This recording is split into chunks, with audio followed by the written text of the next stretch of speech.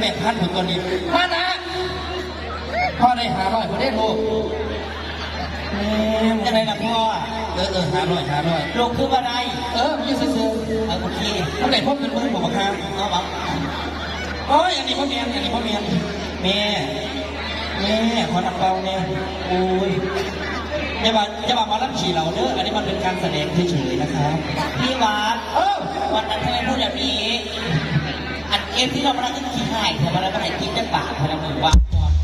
ผู้ใดมาเจ้านั่นว่าเอามันพ่อฝันไปซื้อลูกเอาบอกมันไม่ผู้ใดเกย์ทำแน่บอกนั่นแม่ไปเลยนะแม่อย่าตีนให้บาลาเด้อแม่ตื่นทำแม่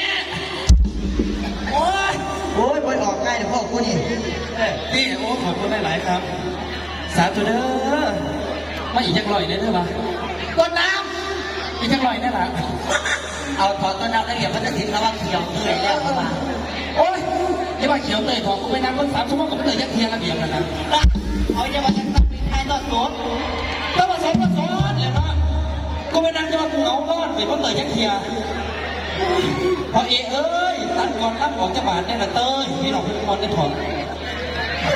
ขนมถึงใจเขาเสียแน่ถึงใจที่ว่าระเบียบแต่บางทีพอเอกยังมากบอบูเขาบอกมาหาแบบ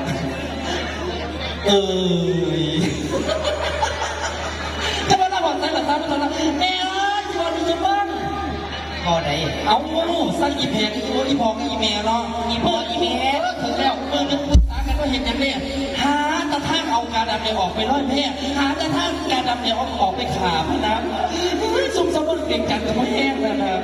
หาว่าดำเนี่ยเป็นกะลีบ้านกะลีเมืองบ้านตู้บอกไปนั่นเจ็บช้ำน้ำใจอีเมลนี่เอามาดำไปแค่สูตรมันดำในสันสูตรมันดำสิเขาเป็นยังไงรับของเองสูงหลายใครเด็กมีแต่ซุ่มเด็กหน่อยเด็กบ้านนี่แหละพ่อเด็กไม่กินของพ่อเด็กบอกเพื่อนที่พ่ออีเมลชาวบ้านนี่แหละพ่อเด็กซุ่มถึงอันนี้นะครับสาวก็สาวก็ได้เลยครับไม่ต้องเห็นอย่างนี้ต้องจัดเห็นแบบเห็นว่าเนี่ยที่บอกแม่บอก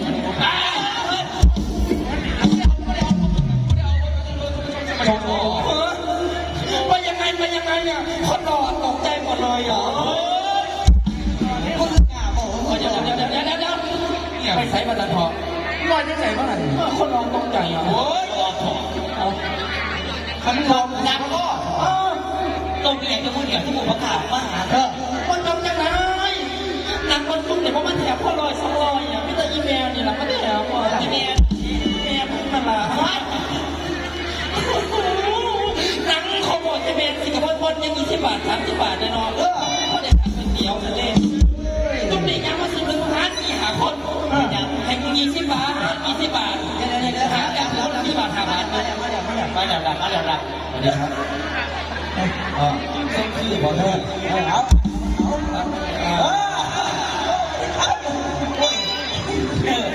นี่แหละพี่น้องตลกช่วง2เอาพอเป็นเล่าเรื่องกับตัวเอาทอด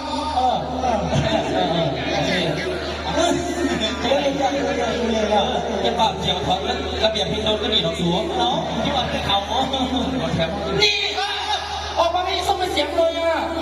นัดกันไม่โดนแล้วไปทำอะไรมาเพิ่งมาโอ้โหโดนอย่างไรถามบางฟองเป็นอย่างฆ่าทีมฝ่ายญี่ปุ่นกันเสน่ห์ไม่บอกสมบัติงามเลยสิบส่วนมึงเลยสิบส่วนมึงอย่าไปทีมสาวฟุตบอลนั่นกันสั่งแล้วสิบส่วนกูไปเล่นสาวจังไรไม่ละฟูน่ะไม่ตะบูเราสูเราขาวแม่หวานหลานบางคนทั้งนั้นทั้งเจ็ดทุกคนยอมกันนี่นะจะพูดได้ละสีเหลียวโลกมิตรมาละสีเขาสีฟอนมึงอย่าบอกพูดแล้วบอกกลับบอกให้ไปมึงมีหัวย้อนโตดำเขี้ยวเลี้ยงก็อาบเขาความเลยเร็วน่าบ่อาบในเรื่องจริงดิอาทิตย์สุดบอกว่าเมื่อนี่กูกะหักมึงเล่หมอพี่ลีบอกไปกินสาวกับน้ำเพียรนะเอาไปกับใบสนังปะอาจารย์บานไม่อยากกำจัดโดนเล่หมอไม่อยาก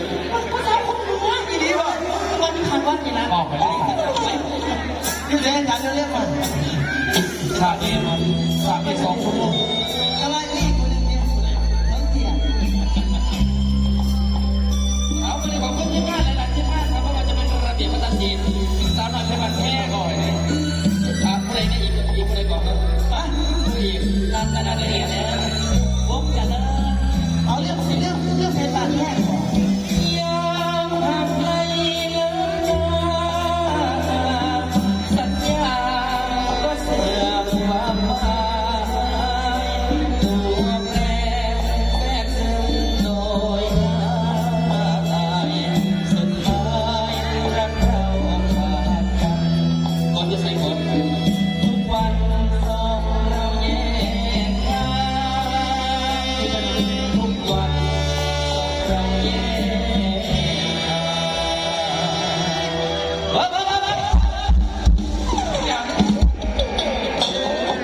ไทยแล้วผ้าวา